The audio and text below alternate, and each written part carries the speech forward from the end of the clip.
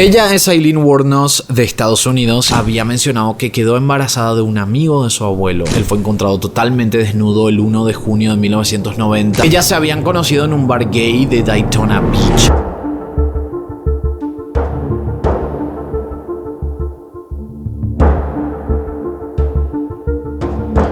Su nombre real era Aileen Carol Pittman. Ella nació el 29 de febrero de 1956 en Rochester, en el condado de Michigan. Y esta mujer recibió muchísimos apodos y diferentes nombres a lo largo de su historial de asesinatos. Ella fue conocida como la damisela de la muerte, la asesina de la autopista y por alguna razón en Latinoamérica fue conocida como la mujer araña. Me imagino que por la traducción de The Black Widow Killer, que hace referencia a la araña viuda negra, y también porque ella estaba siempre vestida de negro durante sus crímenes. Lo que sí, su historia fue tan impactante que en el año 2003 Charlize Theron se convirtió en esta asesina para la película Monster, que además recibió múltiples premios, incluyendo a Mejor Actriz en los premios Oscar del año 2004. Ella confesó 7 asesinatos en total y nunca mostró arrepentimiento. Todas sus víctimas fueron hombres y en todos los casos dijo haber actuado en defensa propia. Pero vamos a los asesinatos que ella cometió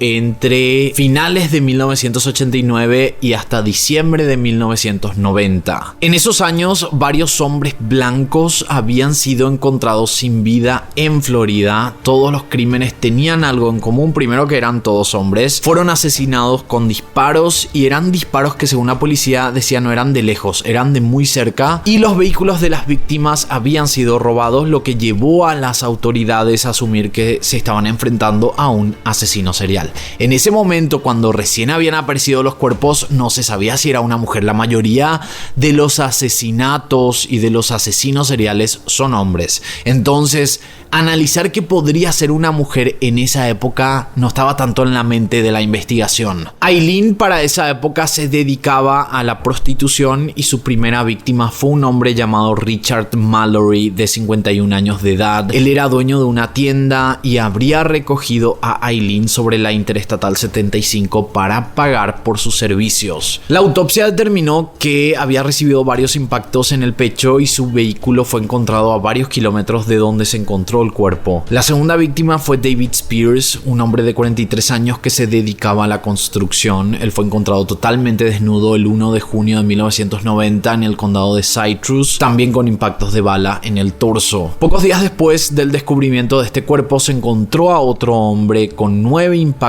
en el pecho en el condado de Pasco, y este caso se trataba de un hombre llamado Charles Carskadon, de 40 años de edad, y él se dedicaba al negocio de los rodeos, según tenemos entendido. Peter Sims, de 65 años, sería la cuarta víctima de Aileen. Él se dirigía desde Florida a Nueva Jersey en junio de 1990, según recuentos de la familia. Su vehículo fue localizado en Orange Springs el 4 de julio de ese mismo año, pero a diferencia de las primeras víctimas, su cuerpo jamás sería encontrado. Este fue un caso que además tuvo testigos que mencionaron haber visto a 2 mujeres que habían sido vistas cerca del vehículo. Estas características que los testigos vieron cuadraban mucho con las características de Aileen, y la segunda mujer en haber sido vista, según los testigos, se trataría, y después se supo en la investigación, que se trataría de una mujer llamada Tyria Moore, de 28 años de edad, quien al parecer era la novia de Aileen. Ellas se habían conocido en un bar gay de Daytona Beach en 1986. Ella había abandonado su trabajo como empleada doméstica para vivir una vida nómada con Aileen, y según reportes, varios crímenes fueron realizados por esta pareja. Y estamos hablando de otros crímenes, no de los asesinatos también, pero otros crímenes menores antes de esta serie de asesinatos que cometieron en 1989 y 1990 en Florida. En julio de 1987 fueron detenidas bajo sospechas de haber agredido a un hombre con una botella. En julio de 1988 fueron denunciadas por el dueño de un departamento donde ellas estaban quedando en Daytona Beach por haber vandalizado el lugar y por conductas inapropiadas. Aileen, después de haber conocido a su novia y estar vagando por Estados Unidos, decidió encontrar trabajos que eran como normales. A la par, ella trabajaba como prostituta y entonces de esa manera trataba de generar dinero, pero la verdad era que le faltaba dinero. Y ahí fue cuando ellas empezaron empezaron a asesinar. Empezaron estos asesinatos en serie, que después vamos a hablar de las motivaciones, pero la investigación creía que tenía que ver con el dinero también, porque robaban los vehículos y también robaban las pertenencias de estos hombres, y estamos hablando también de dinero. El 4 de agosto de 1990 se encontraría a la quinta víctima. Estamos hablando de Troy Burress, un vendedor de 50 años que había sido reportado como desaparecido menos de una semana antes y quien había sido encontrado sin vida en el condado de Marion con 2 disparos en el torso. El 12 de septiembre de 1990, en el mismo condado de Marion, se halló el cuerpo de Charles Dick Humphreys. Él era un mayor retirado de las fuerzas aéreas y jefe de policía. Había recibido varios disparos en la cabeza y en el torso.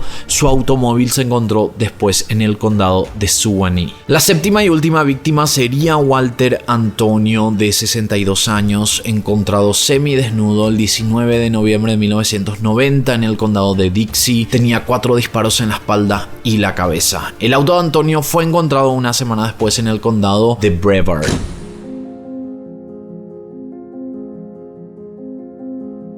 Los investigadores tenían a estos testigos que habían dicho que 2 mujeres habían sido vistas en las diferentes escenas. Y entonces ahí fue cuando los investigadores dijeron, ok, esto se ve como un crimen de estas 2 mujeres, hay como testigos, hay cosas que nos llevan a creer esto.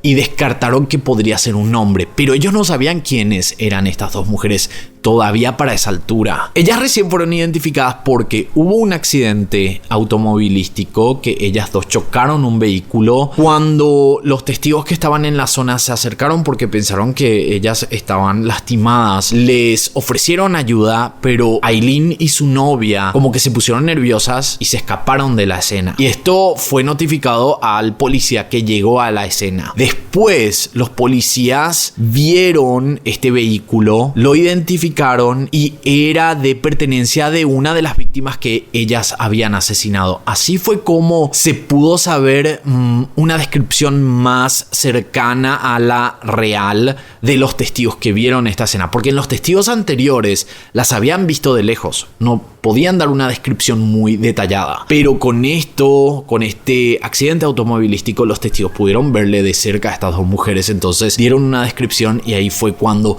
se pudo identificar primero a la novia. Ahí fue cuando los investigadores encontraron que una de estas mujeres era Tyria Moore y ella estaba en la casa de su hermana en Pensilvania. La policía fue hasta ahí, la acorralaron y la arrestaron. Lo interesante de esta historia es que ellas 2 estaban enamoradas, según la historia y según el recuento de datos que hay en este caso. Aileen y Tyria estaban enamoradas, estaban cometiendo estos crímenes juntas, habían cometido crímenes anteriormente también, pero Tyria habría cerrado un trato con la fiscalía y los fiscales le dijeron, si es que confesás los hechos y podemos utilizar tu declaración para arrestar a Aileen, porque ellos para ese momento sabían que Aileen probablemente era la que hizo los disparos y ella era la que realmente lideraba a esta pareja para cometer los asesinatos, que era la verdad. Los investigadores habían avanzado hasta ese punto. Entonces a Tyria le hicieron este trato.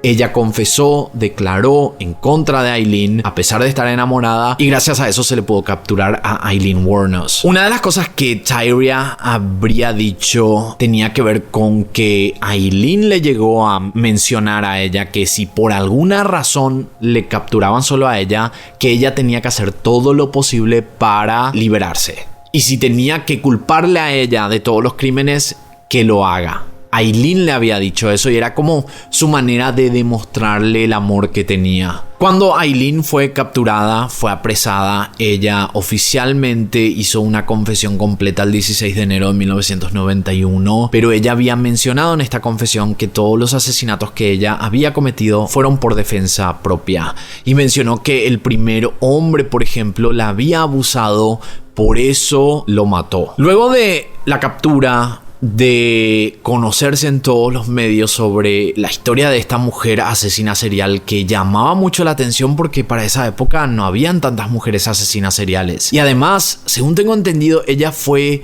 la 10ª persona o 10ª mujer en haber sido condenada a la pena capital, a la pena de muerte. Ahí fue cuando en los medios de comunicación salieron a la luz los detalles de la vida de Eileen, que eran muy tristes. Eileen era hija de Diane Wuornos Mellini y Leo Arthur Pittman. Fue bautizada como Eileen Carol Pittman, como dijimos al comienzo, y apellido que luego ella cambió al ser legalmente adoptada por sus abuelos maternos. Diane y Leo Pittman, los padres, se casaron bastante jóvenes cuando la madre tenía 15 años y tuvieron un primer hijo llamado Keith en 1955, y el matrimonio duró menos de 2 años. Los padres de Eileen se divorciaron pocos meses antes de que ella naciera. Su papá además era un criminal que iba constantemente a prisión o a hospitales psiquiátricos de Kansas y Michigan. Él además era conocido por agentes de la policía como un pederasta que atacó a numerosas víctimas durante los años que estuvo con vida. Cuando Eileen tenía 4 años, su madre la abandonó junto a su hermano Keith y ellos se quedaron a cargo de los abuelos, y los abuelos se llamaban Lori y Britta. Ellos los adoptaron legalmente y así fue como ellos al final mantuvieron el segundo apellido, que era el apellido de la madre. Eileen declaró que durante el tiempo que vivió con sus abuelos, ella había sido abusada por su abuelo Lori en repetidas ocasiones y también que ambos eran muy alcohólicos. Ella mencionó que el tema de la prostitución, ella lo comenzó a muy temprana edad. Ella tenía 12 años en el colegio y empezó haciendo como este intercambio por sustancias ilícitas para sus compañeros y para los varones de la escuela, y también confesó haber mantenido relaciones con su hermano mayor. Una locura. Los abusos además no solo quedaban con su abuelo, sino que a los 14 años había mencionado que quedó embarazada de un amigo de su abuelo. En marzo de 1971 ella dio a luz a un varón en una casa de maternidad de Detroit.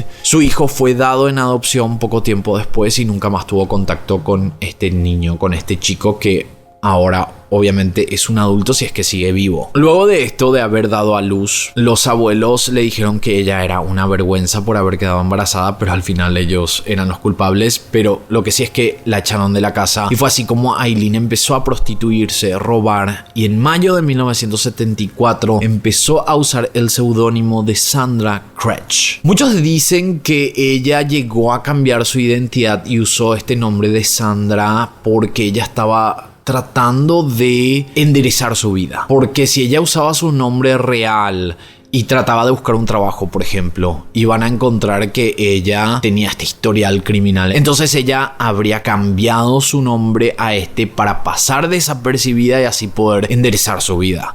Lo que sí que al final ella siempre se encontraba en problemas, seguía cometiendo crímenes, parecía como que no podía salir de ese círculo vicioso. Por ejemplo, ella llegó a ser encarcelada en Colorado por conducir en estado de ebriedad y también por desorden público cuando disparó una pistola calibre 22 desde un vehículo en movimiento. Otro arresto confirmado figura en la fecha 13 de julio de 1976 por asalto en Michigan, y 4 días después de esto su hermano perdería la vida por un cáncer de esófago que padecía. Con esta muerte, Eileen habría recibido $10,000 del seguro de vida que tenía su hermano, y este monto ella gastó en un segundo. En 2 meses ella había comprado lujos, se había comprado un vehículo también que después lo perdió porque lo chocó y lo destruyó poco tiempo después. A finales de septiembre de 1976, Eileen conoció a un hombre llamado Louis Fell, de 69 años, quien era el presidente del club náutico, con quien empezó una relación y al poco tiempo se casaron, pero esta relación no duraría mucho. Eileen había sido llevada a prisión bajo cargos de agresión. Según este documento, Eileen habría golpeado a su esposo con su propio bastón, lo que hizo que además que el hombre solicitara una orden de alejamiento en su contra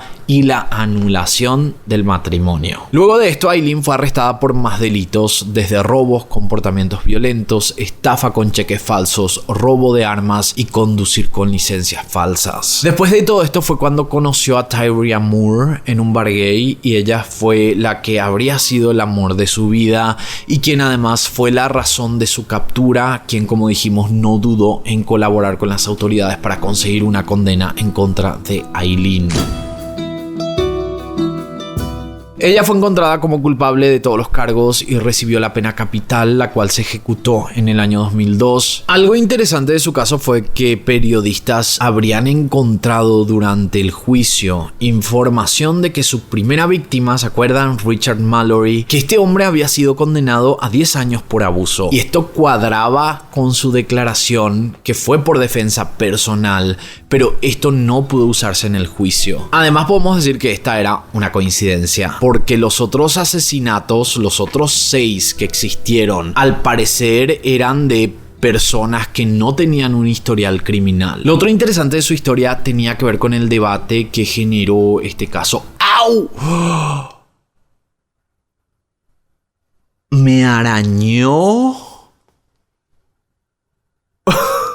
Lo otro interesante de su historia tenía que ver con el debate que generó este caso en la opinión pública, más todavía cuando se lanzó la película, y muchos veían a Aileen como una mujer dañada, que sus asesinatos fueron realmente por una reacción porque estos hombres trataron de someterla o la habían abusado. Y hay una verdad en todo esto: ella tuvo una mala vida, ella tuvo una vida muy difícil, con poco dinero, con muchos crímenes, con mucho abuso. Entonces, por una parte sí es cierto, ella tuvo una vida muy complicada. Ahora, analizar que ella había hecho esto porque la habían abusado se pudo comprobar, o se podría comprobar solo con el primer caso, pero con los otros no habían pruebas de esto. La verdad era que daba a entender que lo hacía, uno, por diversión, porque probablemente le emocionaba esto y hacerlo con la novia es como que le daba poder. Segundo, por el dinero, porque robaron dinero y robaron los vehículos. Entonces ella, a pesar de que para ese momento ya no estaba con vida, porque la pena capital ya había pasado en el año 2002, muchos simpatizaron con esta asesina serial luego del lanzamiento de la película. Pero también tenemos que decir que hay tanta gente que tuvo